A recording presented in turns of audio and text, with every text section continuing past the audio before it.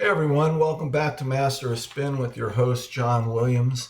I just want to take a few minutes today to show my appreciation and pay tribute to the late, great Val Kilmer, who passed away on April 1st at the age of 65.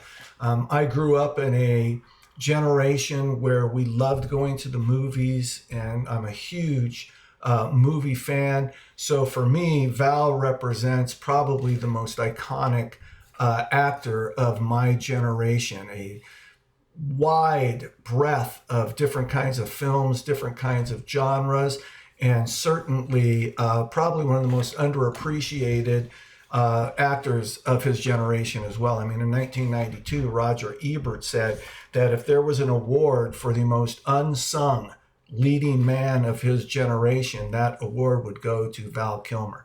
How the Hollywood Foreign Press and the Academy overlooked him over his career is almost criminal, in the fact that he was the icon that we will sorely miss. Run down just some of his films. Top Secret was his first film in 1984. We have Real Genius, Top Gun, The Doors, Tombstone, Batman, Batman Forever, Willow, Thunderheart, True Romance, Heat, Island of Dr. Moreau, The Saint, Prince of Egypt, The Salton Sea, Spartan, Alexander, Kiss Kiss Bang Bang, Deja Vu, Bad Lieutenant, Port of Call, New Orleans, MacGruber, Twixt, The Snowman, and once again his final appearance, a cameo in Top Gun Maverick in 2022. You know, he made his first film in 1984, made his cameo in 2022, and in a 38-year career, he made 81 films. Not only was he a star of the big screen, but he did plays during and throughout his career, as well as some appearances on television. You know, Val's a local Southern California boy, grew up in Chatsworth, California, went to Chatsworth High School.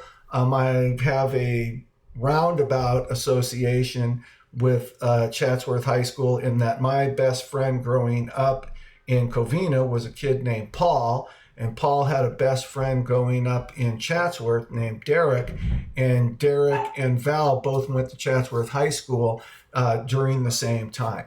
I remember the first time I had heard about Val Kilmer was my buddy Paul had said, hey, there's a great movie out with this guy I know named Val Kilmer, and it's called Top Secret. And, you know, he plays kind of like an Elvis figure, and it's a spy movie. It's kind of a spoof, and it's funny. So I went and saw it. Being a great Elvis fan, I really liked the whole shtick about, you know, this guy portraying a rock and roll singer who's actually a spy going into Europe to investigate some stuff. It was pretty cool. Next time I saw Val was in a film called Real Genius. And I liked Real Genius, and what I really see happening is how Val is going to be able to move from those two earlier films and begin to really take a leap into more serious roles and a very serious career. You know, in the early 80s, we had a Hollywood phenom known as the Brat Pack. And I think it's a blessing that Val was able to never be part of that troupe, in the fact that he was, you know, young, he was good looking, and he was very talented.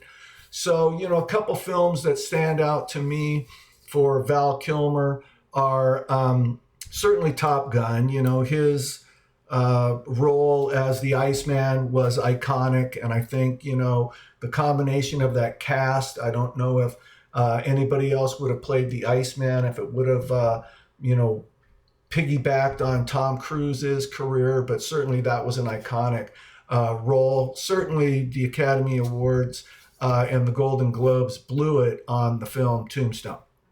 I mean, his portrayal of Doc Holliday is just absolutely iconic.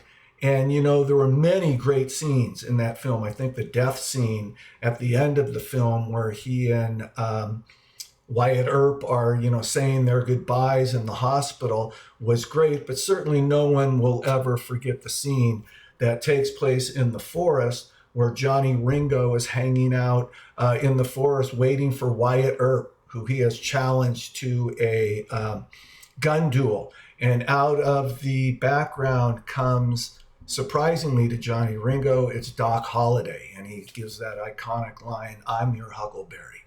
And you know what's really great about it is Johnny Ringo is set aback, right away. And he says, "Hey, man, I don't have a beef with you. My fight isn't, with you." And Doc Holliday in that drawl, oh man, the voice that Val uses for Doc Holliday is great. He says, "I beg to differ.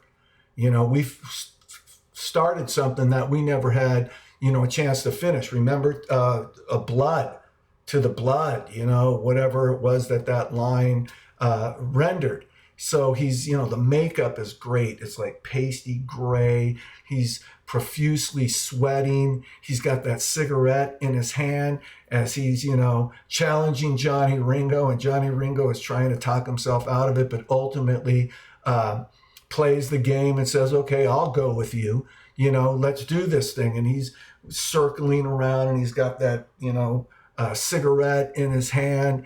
And it's just iconic. And, he takes him out, puts him down, says, he was just high strung. He was just a high strung boy, whatever it is. And Wyatt Earp shows up and, it's just a great scene. And Tombstone, of course, was a wonderful film. And again, I can't believe he did not get an supporting actor Academy Award for that film. Another film that I think was overlooked was the 1991 film, The Doors film.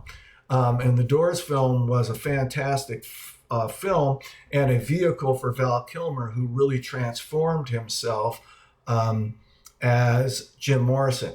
There was a book that came out in 1980 called "No One Here Gets Out Alive" by Danny Sugarman and a guy named Hopkins. And it was a fantastic book that really helped you understand the nuances and the quirks and the personality of Jim Morrison within this great book that talked about my favorite band of all time, The Doors. So Oliver Stone is going to make the movie. An interesting thing that happens with this is that I'm in a gig in December of 1990 at the Golden Bear. Robbie Krieger is backing Eric Burdon. So he's playing guitar for Eric Burdon in this gig. And they play a few songs, and all of a sudden there's like a murmur. There's like a weirdness in the place. And this cat is walking through the audience. And he's dressed in black, and he's got this black hair, and it's, Jim Morrison.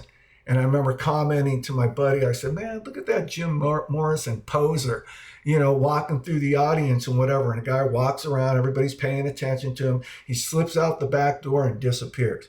Well, later, of course, we found out that Val Kilmer had donned his Jim Morrison attire and his Jim Morrison look, and he was going to gigs throughout Hollywood and going to Doors tribute shows in the year leading up to the Doors movie being released in 1991. So that was Val Kilmer strolling through the audience at the Golden Bear.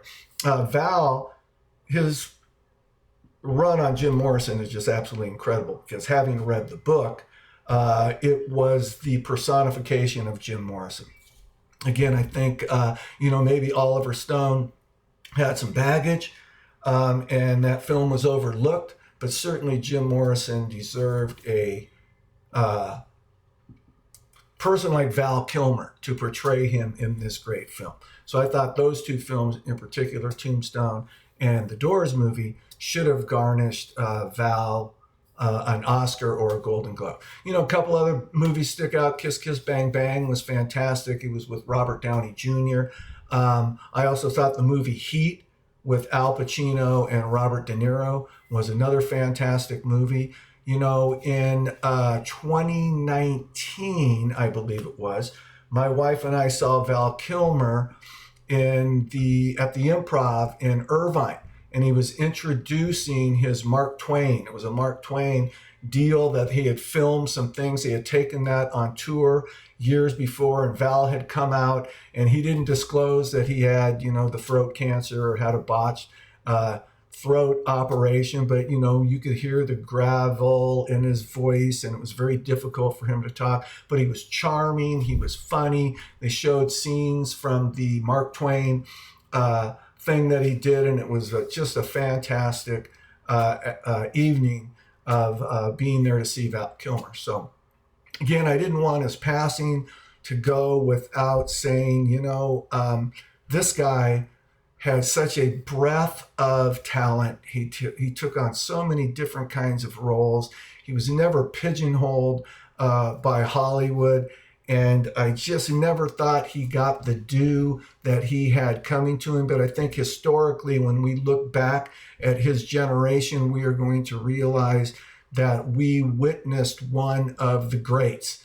And I will always look back fondly at the Val Kilmer movies. I will always appreciate his great talent. And as a movie lover, I just wanted to say thanks, Val. Rest in peace. You gave us enough to where you will never be forgotten. I'm sure TCM in the future will play many Val Kilmer movies, and I am looking forward to it. So again, I wanted to go and say goodbye to Val and say thanks. And that's it for today. I want to let you know that, you are loved and you are appreciated, and that, my mantra is be kind to yourself, be kind to your neighbors, do something for a stranger without seeking reward. Don't let the darkness take away your light or the haters bring you down. Until the next time, peace, love, and music. We're out.